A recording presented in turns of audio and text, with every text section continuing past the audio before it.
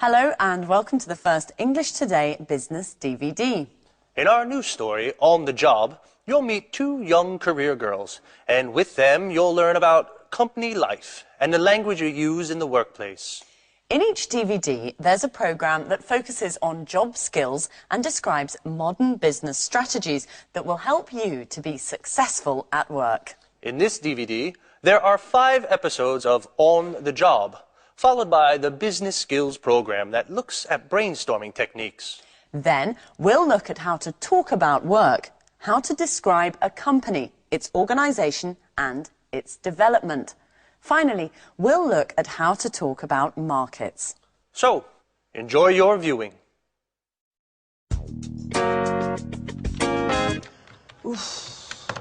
This report is so boring. Numbers, accounts and statistics. I hate it. I'm an artist. When I was younger, I used to write short stories, novels, poems, and I was good at it. What has happened to my inspiration? What am I doing here? A publishing house. That's where I would like to work. Okay, Victoria, stop dreaming. Let's get back to the report. The boss wants it on his desk at 5 this afternoon. Oh, isn't there anything more interesting to do? Like listening to some good music.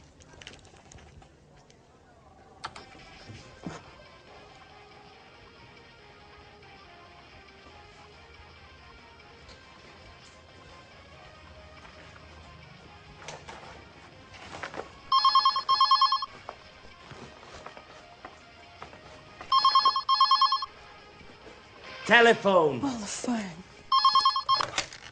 Hello, this is Victoria Lee. Oh, Lucy, what can I do for you? No, I'm not busy. Well, actually, I am very busy. I have to write a boring report for the boss. Anyway, what is it? Is there a problem? What? Mr. Lewis wants to speak with me.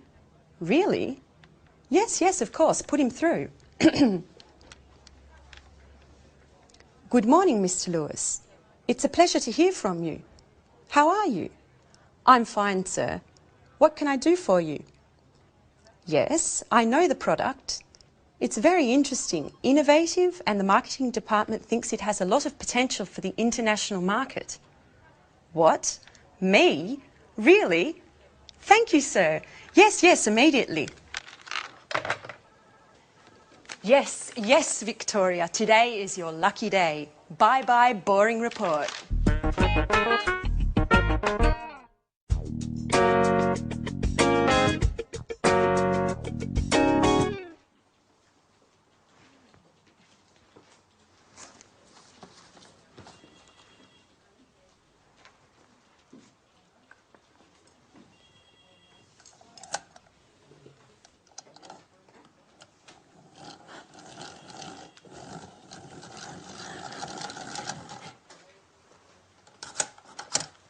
So, you are Anne Baxter.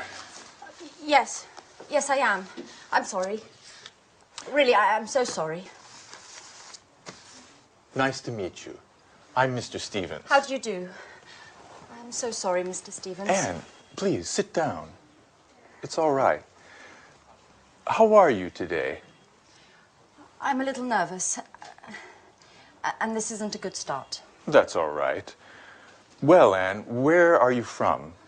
I'm English. I'm from Oxford. Great. A true Brit. Can you speak any other languages? French, German, Spanish? I can speak French, a little Spanish, and a few words of Italian. My sister is in Rome studying history of art at university. Okay. Very interesting. And can you use a computer? The internet? I'm not a genius with the computer, but I can use one. Great, Anne. I have your CV here, and I see you already work here. What do you do exactly? I do this and that. I usually work from home.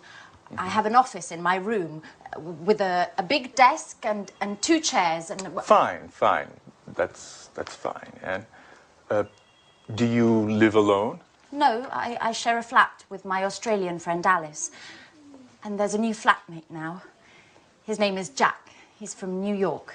He's very nice. That's fine, that's fine. Great, and you're very well prepared. You have a good education, and you're very precise. You're just the person for this internship. Oh, thank you, Mr. Stevens. Thank you so much for this opportunity.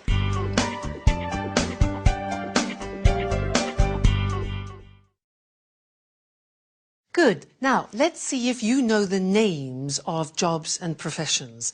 I will mime a job and a profession. You try and guess what it is. All right? Number one. What's this? What's my job? Ladies and gentlemen, what would you like to eat this evening? What am I? A waiter. Exactly, a waiter. Now, this one, what's my job?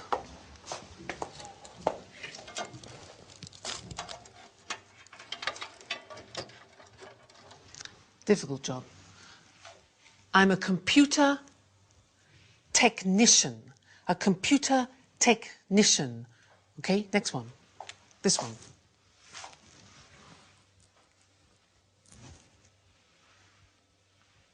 What's my job? I'm a? No, I'm not a policeman. I'm a policeman. A policeman. Be careful of the pronunciation. Next. What's my job?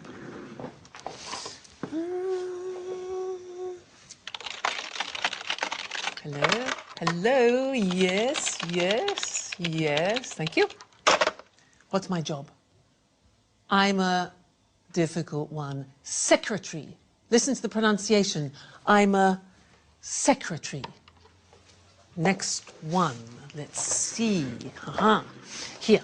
This one here.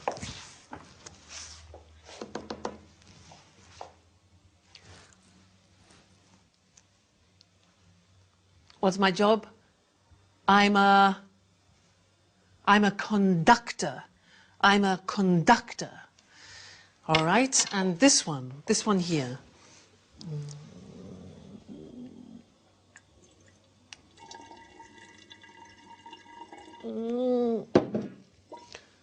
I'm a scientist. Again, a difficult pronunciation.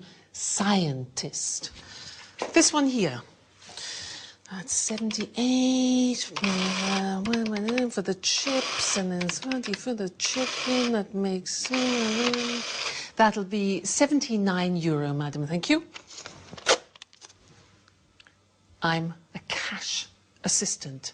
A cash assistant. All right. Next one. This one here.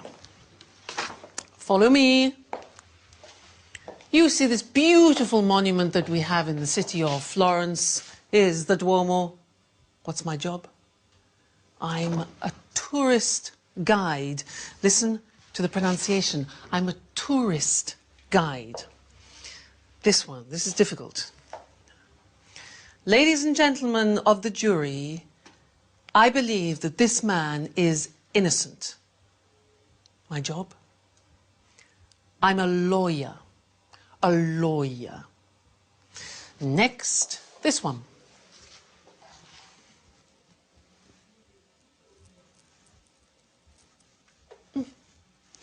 I'm a painter.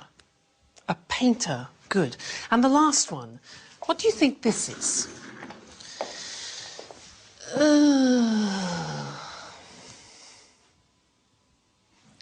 I'm retired. I have no job. I'm retired. So, what's your job? What's your father's job? What's your mother's job?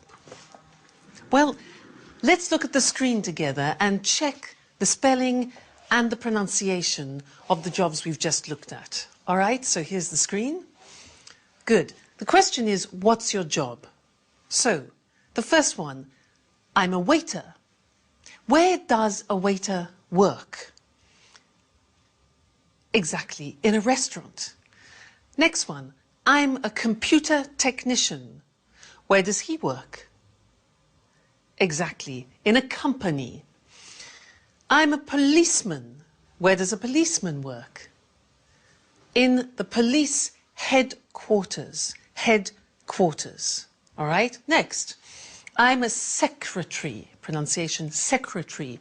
Where do I work? In an office. Okay? I'm a conductor. Where do I work? In the theatre. In the theatre. I'm a scientist. I work in a laboratory. A laboratory. Difficult pronunciation. Next. I'm a cash assistant. I work in a supermarket or in a shop. I'm a tourist guide. I work in a tourist centre. I'm a lawyer. I work in a law court. A law court. I'm a painter. I work in a studio. I'm retired. I don't work. I stay at home. Okay? Now, those are some different jobs and professions. Now, let's look at some of the questions that you can ask people about their jobs. Let's look at the screen again. You could ask, for example, do you like your job? Or you could ask, do you have responsibility in your job? Or what about this? Do you have a good salary? Does your salary reflect your job? Or training, education. Do you attend training courses? Another one, this. Do you have promotion prospects? Promotion prospects. Another one, are the working conditions good? Are the working conditions good, like holidays, for example? Then, do you meet a lot of people? Do you meet a lot of people? And one more, is your job creative? Is your job creative? So those are the questions you can ask in conversation, talking about jobs. Good. Well, that's the end of the first lesson, and I look forward to seeing you in the second. Bye.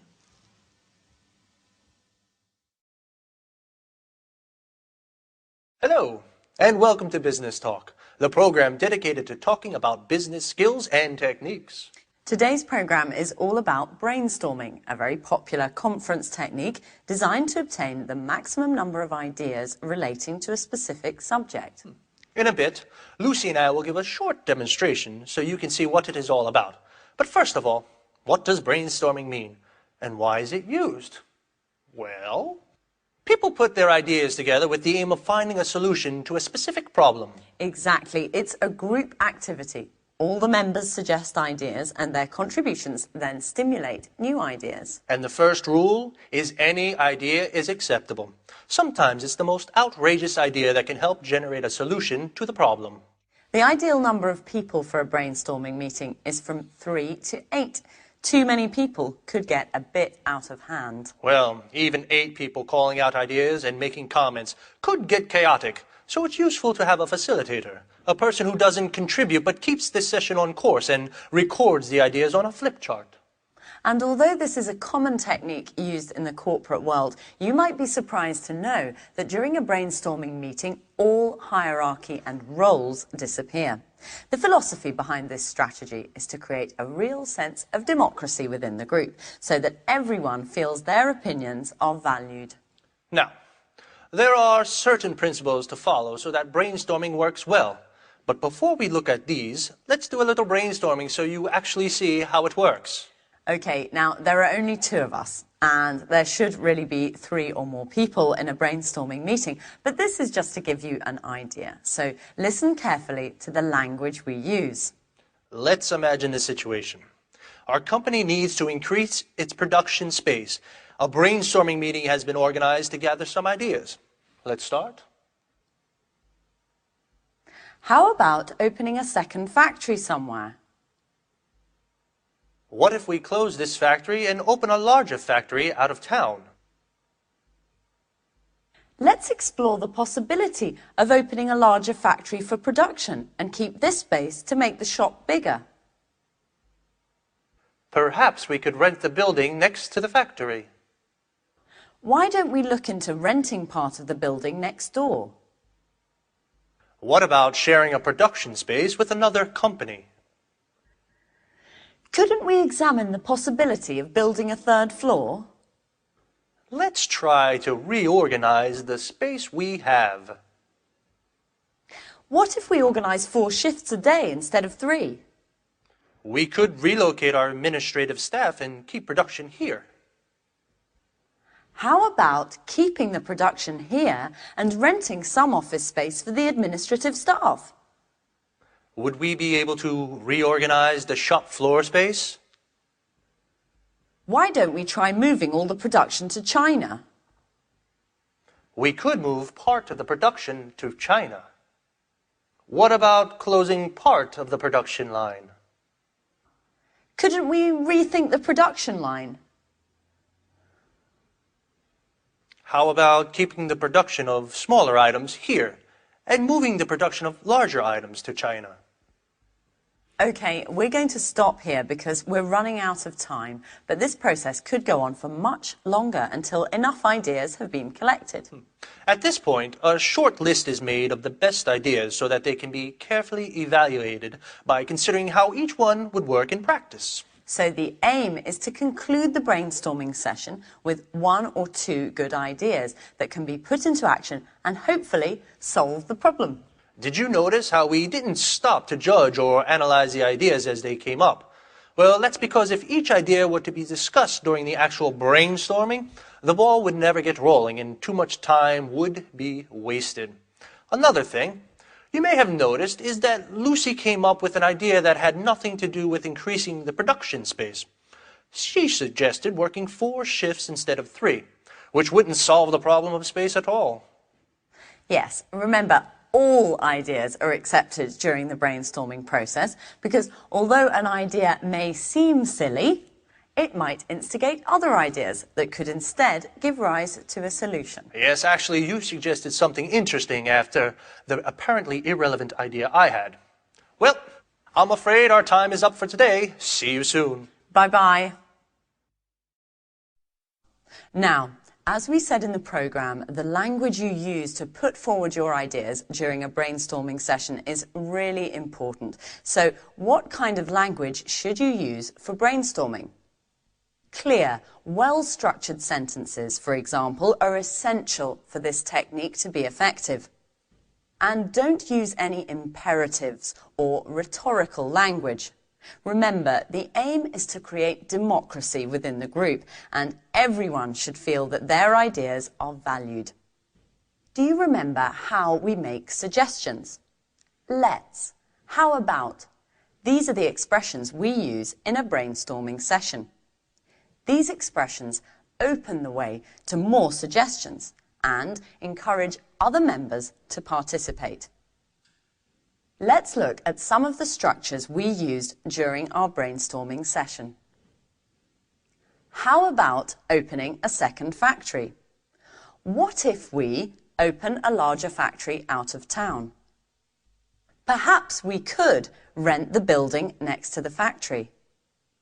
Couldn't we build a third floor? Let's try to reorganize the space we have. Would we be able to reorganize the shop floor space? Why don't we try moving all the production to China? We could move part of the production to China. What about closing part of the production line? Notice how all these suggestions promote group collaboration. Brainstorming is a group activity, so it's important to make everyone feel part of a team. Okay, now let's see if you've understood. I'm going to make some suggestions as though I were in a brainstorming meeting. And then we'll see which are tentative suggestions and which aren't. Ready? We could rent another factory. Let's build another floor. I think we should close part of the production line. How about moving production to China? Why don't we try relocating the administrative staff?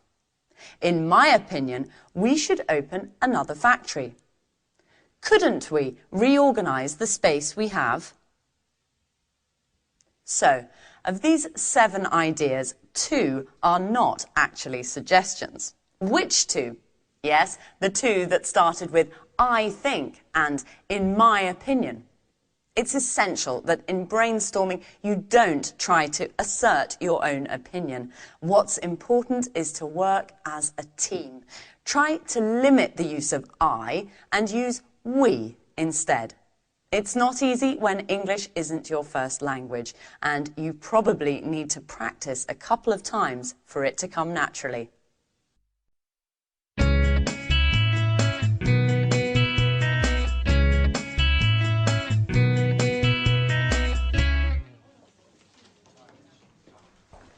Right this way. And this is Gary. And this is Rachel. Hello. Hi. Pleased to meet you.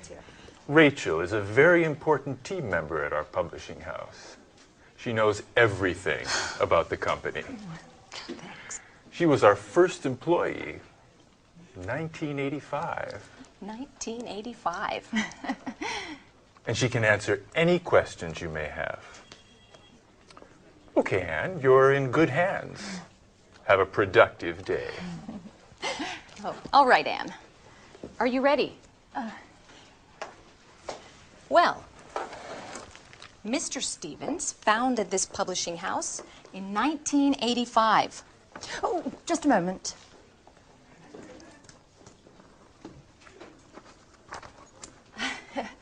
Okay. I'm ready now. Our first product was a children's book. It was very successful and sold more than 3 million copies. We had 20 different translations. Over time, the company changed and diversified, and we have now fiction, cookbooks, and tourist guides. Cookbooks and... I'm sorry, I didn't catch that. Tourist guides. We also have an encyclopedia of history and one of art history. Sometimes we publish economic texts, and our catalog with over 10,000 titles makes us one of the most important publishers in the country. 10,000. We also employ more than 150 people. Is everything clear? Yes, I think so. Okay, as you know, this is Gary. He works in the advertising office, where he develops new client contacts and keeps in touch with our authors. Pleasure to meet you, Anne. It's so nice to have such lovely colleagues in this company.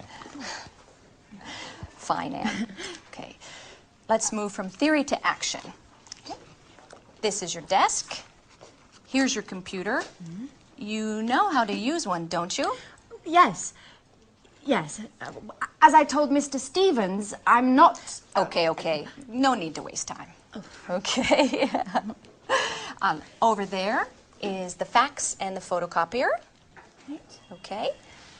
There's a coffee machine in the hall over there. Mm-hmm. But please, few breaks and keep them short. Do you understand? Yes. Excellent, Anne. Get to it.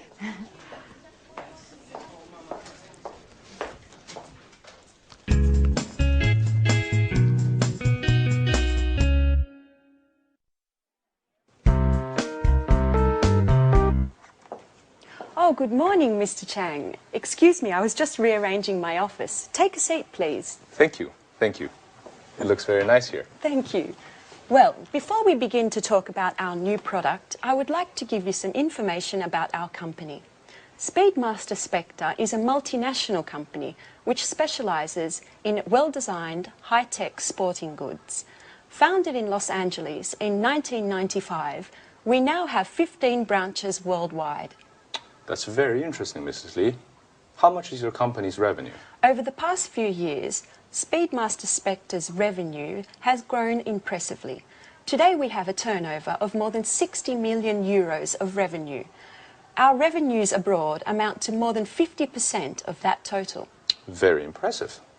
And what are your target markets? We have product lines for men, women and children with gear covering head to toe. Our brand is synonymous with reliability. Speedmaster Spectre is trusted around the world and we are considered one of the leaders in our sector. Great. So, what can you tell me about this new product? This is a revolutionary new tennis shoe. It's extremely durable thanks to our high-quality materials. We're interested in the Southeast Asian market. We believe that these shoes are the right product for that market. And where are they manufactured?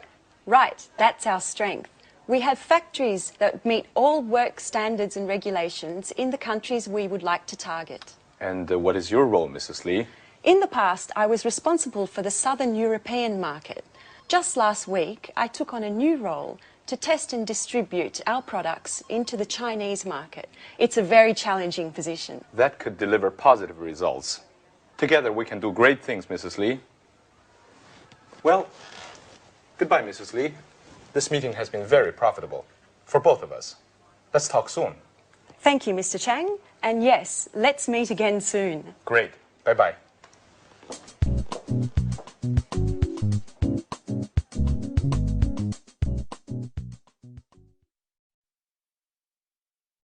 Now, we just saw Victoria doing a presentation of her company, Spectre, and I would like to look at the questions that we usually ask about companies. Let's look at those together on the screen. So, the first question we usually ask is about the type of company. We say, what type of company is it? For example, a multinational, a private, a public, a family company. Another question we often ask is about the main or the principal activity.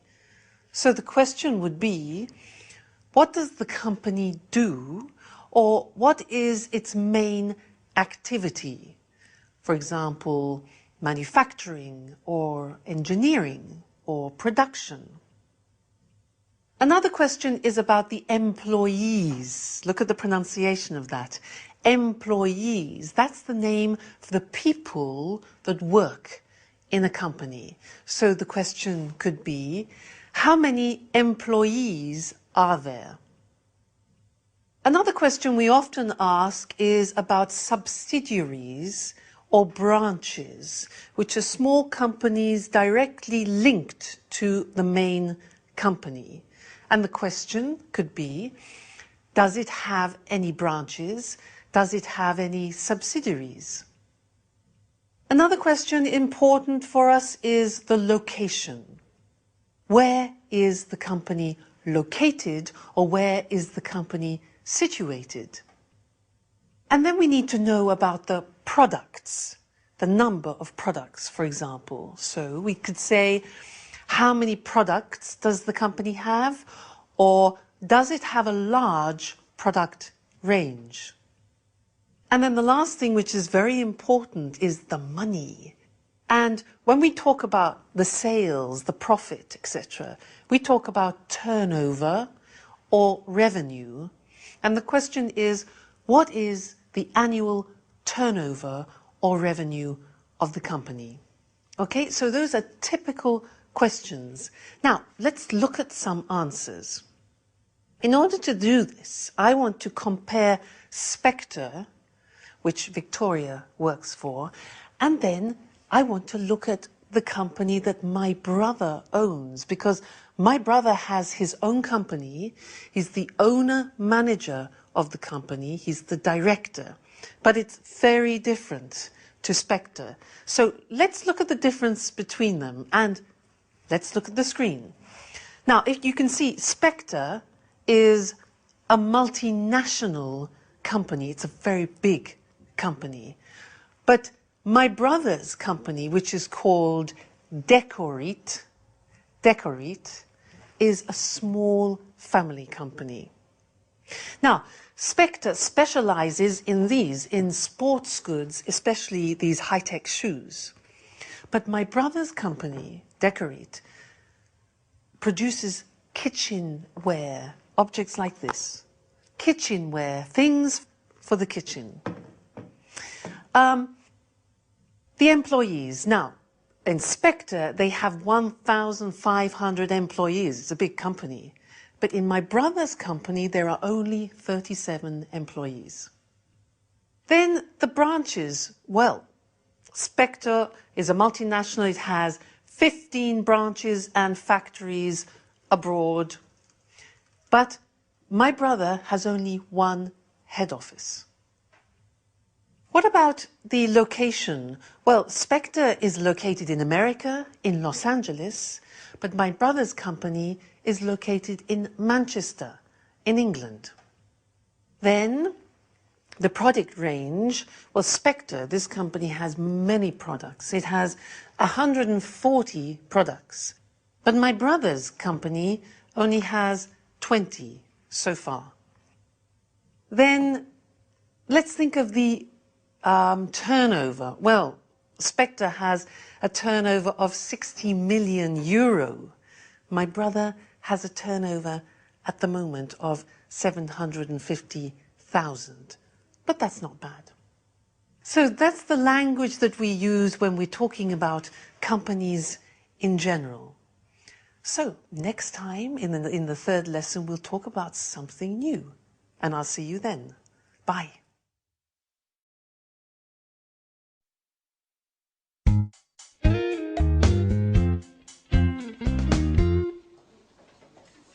Good morning.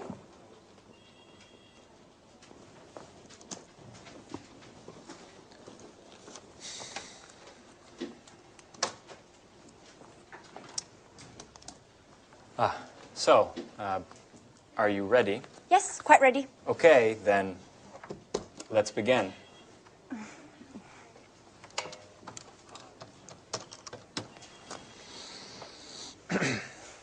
Hello, my name is Gary Reynolds from Pilgrim Publishing. May I speak to Mr. Jones? Mrs. Jones, how are you? And how is that wonderful apple pie of yours? I'm fine, thanks. Certainly, I'll hold. With a wink and a nudge, you can get whatever you want, even imaginary apple pie. This author is too important for us. Right. Hello, Mr. Jones. How are you? I'm fine, thank you. I wanted to know if you are interested in contributing to a new cooking guide that we have to bring out soon. Yes, it's a 6-volume collection of recipes to fit the needs of all tastes, with a detailed photo guide for preparation and cooking techniques. And we have to have the materials by the end of next month. Right. Exactly. Sure. Of course. Yes. Excuse me. Could you hold on for a moment? Anne, that's enough. Stop now. I can't concentrate. Oh, sorry, Gary. Sorry. Yes. As I said earlier, if you accept, I can send you a copy of the contract that you should sign and return. No, I'm sorry. We can't wait until next Tuesday. Well, I'll have to check with my boss. I need to ask Mr. Stevens if we can organize a meeting for next week. In the meantime, do you need any prep materials? No problem at all. I can send you an email immediately. Okay, goodbye. It was a pleasure speaking to you.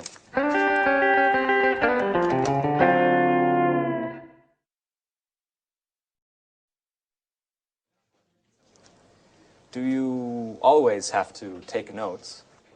Yes, I do. I have to learn as much as I can, and well, there's so much to learn. I study my notes every evening. What a model colleague. You're so serious, so diligent, and an absolute nut about cleaning. Truly an asset to this company. You're making fun of me. No, of course not. It's such a shame. Such beautiful eyes shouldn't only read all the time. Come on, Gary, stop it. Let's get back to work. Okay. I mustn't pay you any compliments then. So, Ms. Baxter, can you give me the notes from my conversation with Mr. Jones? Okay. So, you said to Mr. Jones that... Oh, I have to start from the beginning, right? Anne, calm down. It's not an exam. I know what we should do. You should try a telephone call. Me? Oh, no. No, I'm not ready yet. Sure you are. It's not that difficult. Okay. Here, Who do we have to call next? try to call Mr. Clifford. All right.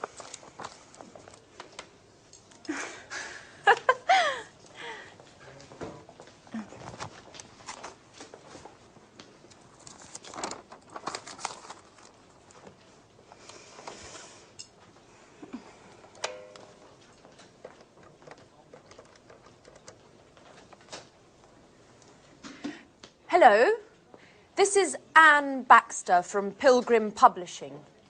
Please may I speak to Mr. Clifford? Oh, I see. All right, thank you very much. Right, goodbye. Well, what happened? Well, Come on, tell me. I dialed the wrong number.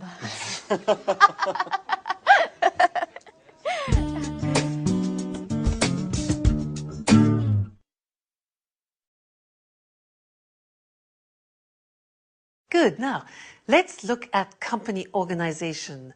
As I said before, companies are usually divided into departments. So let's look at some different departments in a large organization. For example, you can have human resources. Now, human resources is usually personnel, it's training. Training is like education, and it's wages and salaries. Human resources. Another department is finance. Now, in finance, you usually have the areas of purchasing, which is buying things, also customer accounts and other financial services. The next department is production.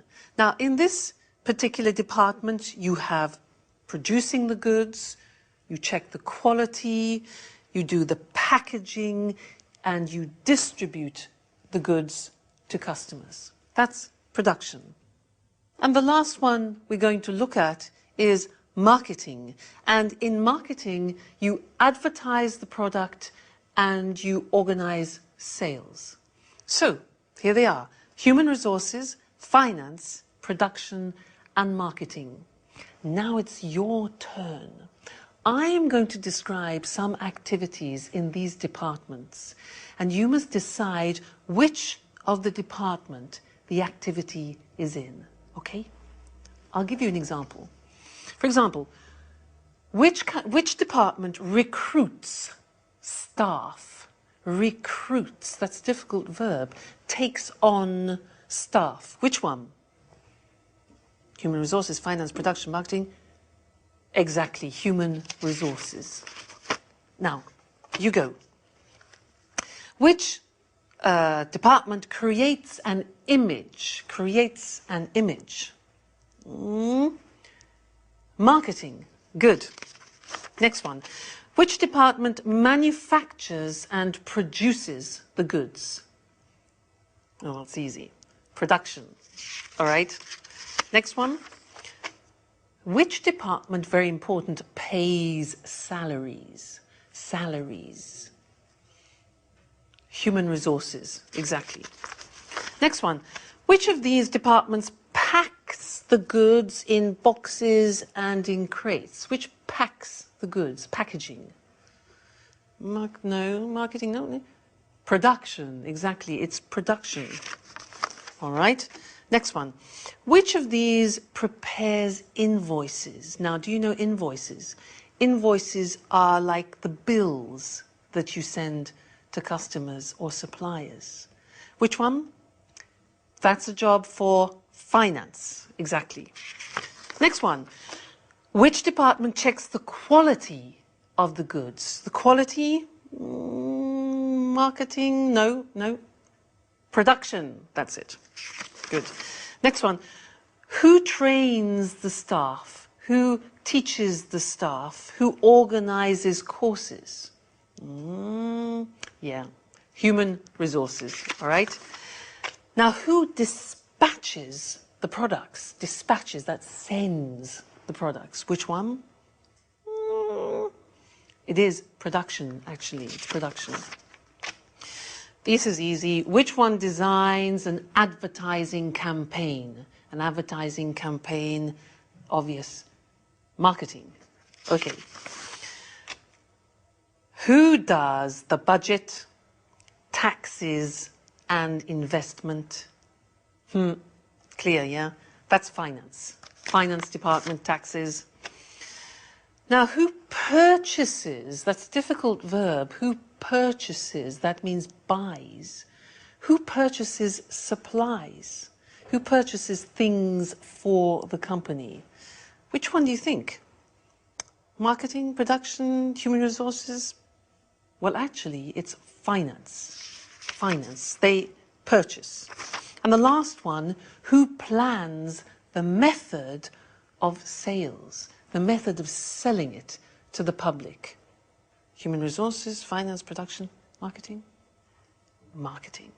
Fantastic. So good. So there you have an idea of 4 of the most important departments that you find in large organizations.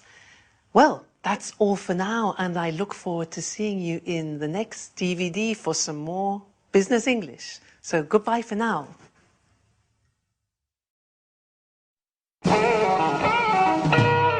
So, Mr. Stevens, may I begin to explain our typographic services? Just a moment, Mr. Richardson. I'm still waiting for our new intern. She has a lot to learn, and I think our meeting would be very useful for her. Good morning. I'm sorry I'm late, Mr. Stevens. Never mind, Anne. Anne, this is Mr. Richardson. How do you do? Good morning. Anne, I see you've had your hair done. Very nice. Oh, thank you, Mr. Stevens. It looks like you were out late last night. I hope you had fun. Were you at a party or perhaps a club? Oh, no. I was at home. Actually, it was quite a difficult night. And anyway, I don't want to bore you with my personal problems. Right. So, Mr. Richardson, tell us about your typographical services then.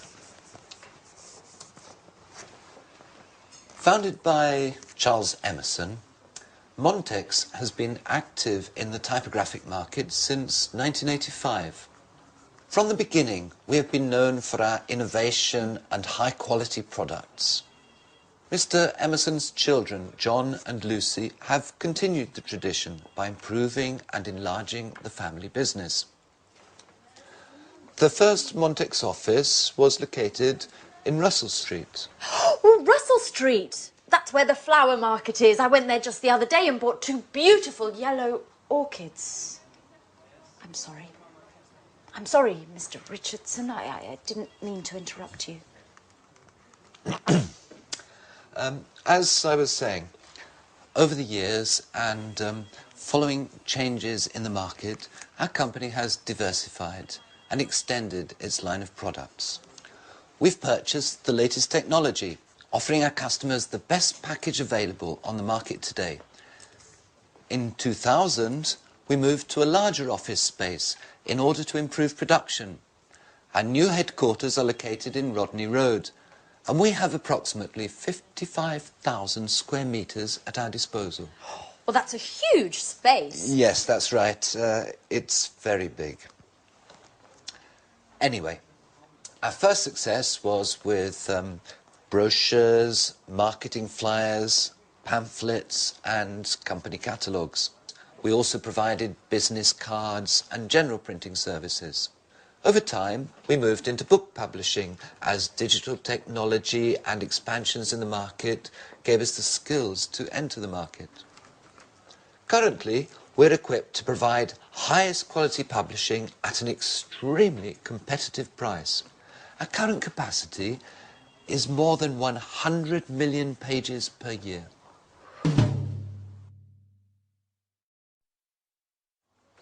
So, Anne, have you understood everything? Would you like to sum up what Mr. Richardson has said? Me? Yes. Could you? Oh, all right. I'll try. Established in 1985 by Charles Emerson, Montex has successfully grown and adapted to changing client needs. In 2000, the company transferred to Rodney Road, where, thanks to cutting-edge equipment capable of high volume, it has optimized its production and extended its offerings, specializing in the publishing sector. Currently, it provides top-quality printing at extremely attractive pricing. Well done, Anne. You have a great ability to summarize. You know, Mr. Richardson, we aren't very pleased with our current typographers. They don't meet deadlines. Professionalism, efficiency and punctuality are the keys to our success. Do you know that in just a few years, the number of Montex clients has grown by 100%? And what sort of printing do you principally use? Digital printing and offset printing in the case of high-density needs. What? Offset printing? Young lady, you work for a publishing house and you don't know what offset printing is? No, sir. I'm afraid I don't. Is it important? Anne, offset printing is the classic way in which a graphic project done on a computer is converted to the final printed page. I get it. I get it. Well, it is important. It's extremely important. What an idiot I must seem. I basically told you I have no technological know-how. You know, Mr. Stevens, I am studying the editor's manual that you gave me, but I haven't got to the letter O yet.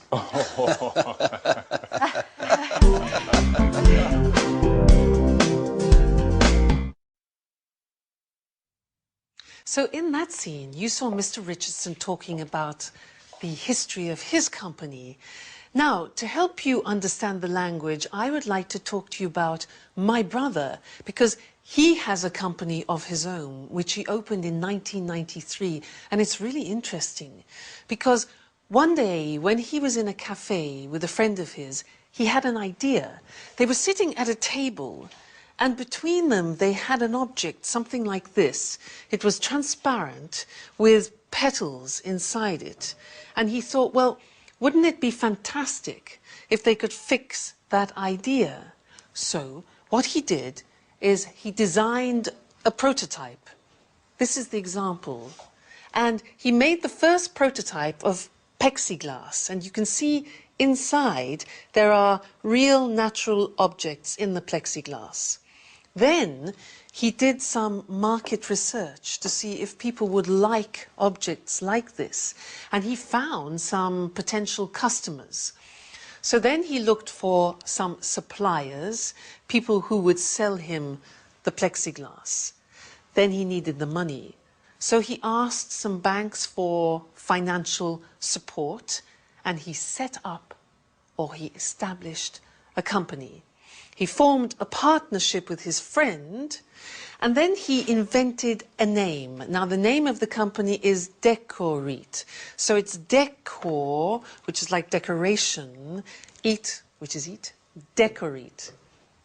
Then he rented an office, he hired a secretary for administration, and he launched the first product.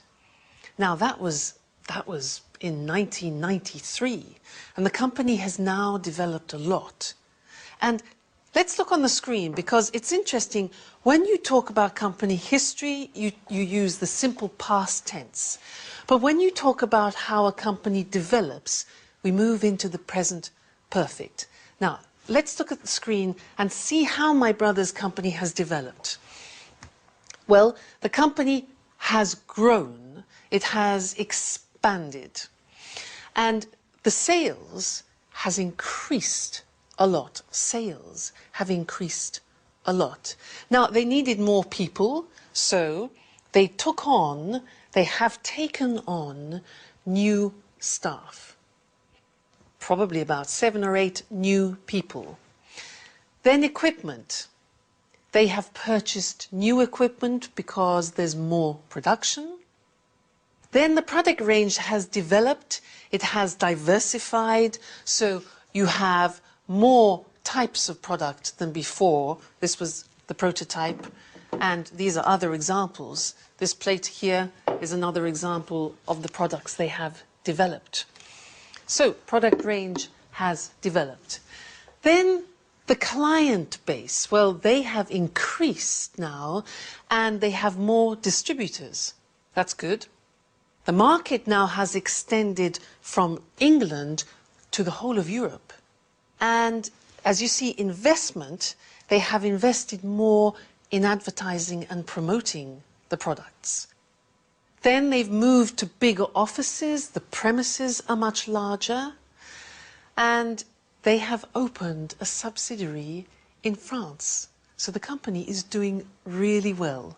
So that's some of the language to talk about company history and how a company expands. Good. That's the lesson for now, and I look forward to seeing you in the next one. Bye.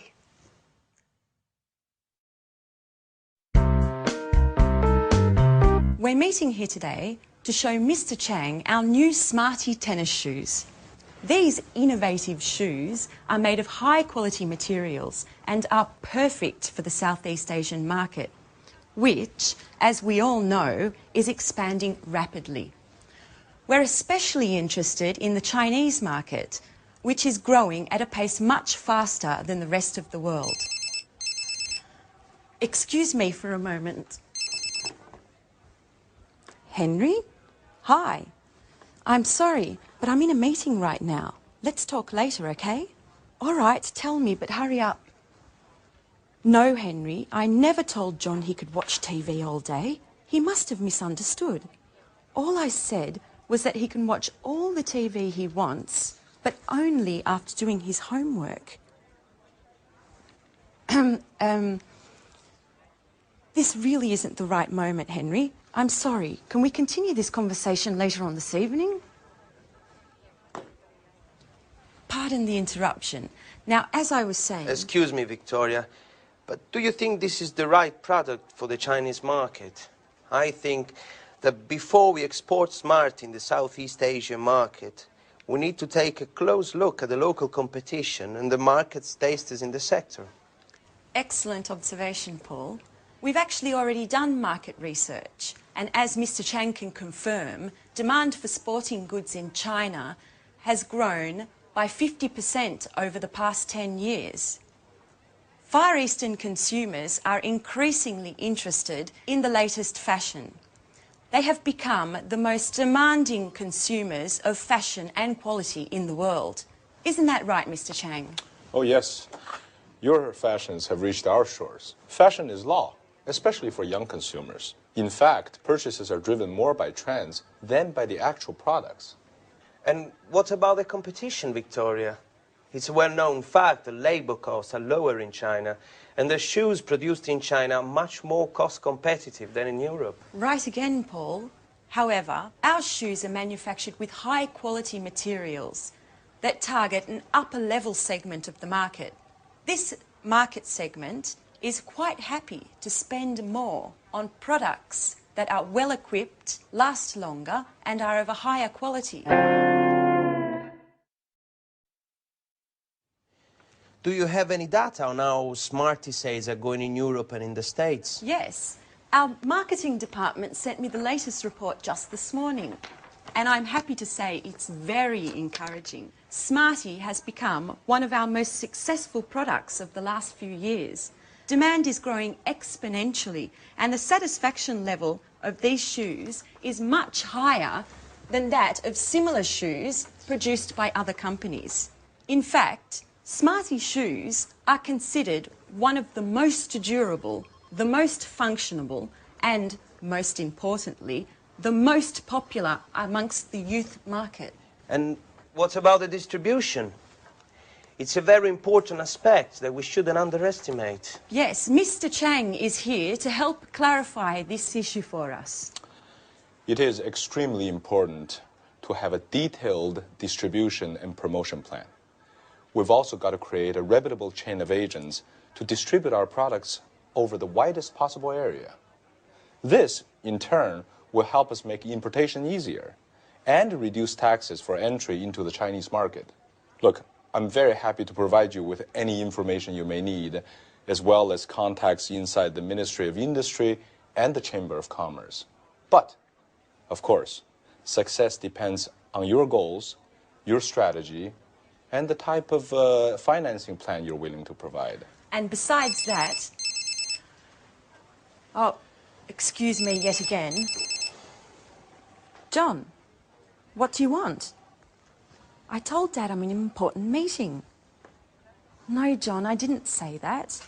First do your homework, and then you can watch TV, okay? And listen to me. I don't care if your friends aren't studying today just because it's a holiday tomorrow. Do you understand? Tomorrow we're going to see your grandparents, so you have to study today. That's enough of this story, John. No, that's not true. I'm a good mother, and I love you. But it doesn't mean I don't have the right to tell you what to do. Listen, I don't want to talk about this anymore. Goodbye.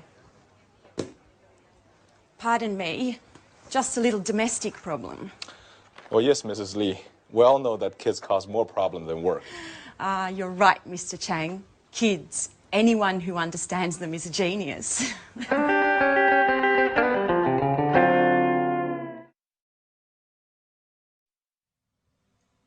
So in that scene, there were some examples of the language we use when we talk about markets. To help us understand that language more, let's go to the computer and see it. So, if a company wants to go into a new market, we talk about it as entering a market or even penetrating a market. Now, if a market has been there for a while, we say that the market is established or it's well established. But often, markets change. If they improve, we talk about the market situation growing or increasing. But if the opposite happens, we say that the market shrinks, it's shrinking, or it's decreasing. However, if we find a change which is uneven, we say that the market is fluctuating, that it's changing. Or, if there is no change, we talk about the market as being stable. If the market is full and there is no more room to promote or sell your product as a company, we say that the market is saturated. So those are the typical words that we use when we describe markets. Now, also in the scene that we saw with Victoria, they talked a lot about China and Europe, the difference between the two areas. Now, China is an important country which is coming up. And what I'd like to do now is to revise the comparatives and superlatives, in particular the comparatives, and look at the difference between those two markets, Europe and China. Let's look at the screen to help us. here. Now, if we think about market growth, in general, market growth in China at the moment is faster. In Europe, it's slower. Labor costs. Labor costs, what's that? That is the cost of people working. Well, in China, as we know, the labor costs are definitely lower. In Europe, they're higher. What about market demand? Well, at the moment, the demand for new products and services in China is much greater than in Europe. In Europe, it's less. Production costs, another thing, well, it's cheaper to produce in China also because labor costs are lower. In Europe, it's more expensive. So many companies are moving to China for that reason. How about production time? Well, usually it's much shorter. It takes less time to produce in China than it does in Europe, where it's longer. But what about high tech? Well, usually high tech in China is less advanced than it is in Europe. Europe is still more advanced. That might change, though. And then design. Well, I would say that in China the situation is more traditional, whereas in Europe we are still more innovative. We're more innovative. So that's an example of how you can compare different world markets. Great. Well, thank you, and I'll see you in the next lesson for something new. Bye.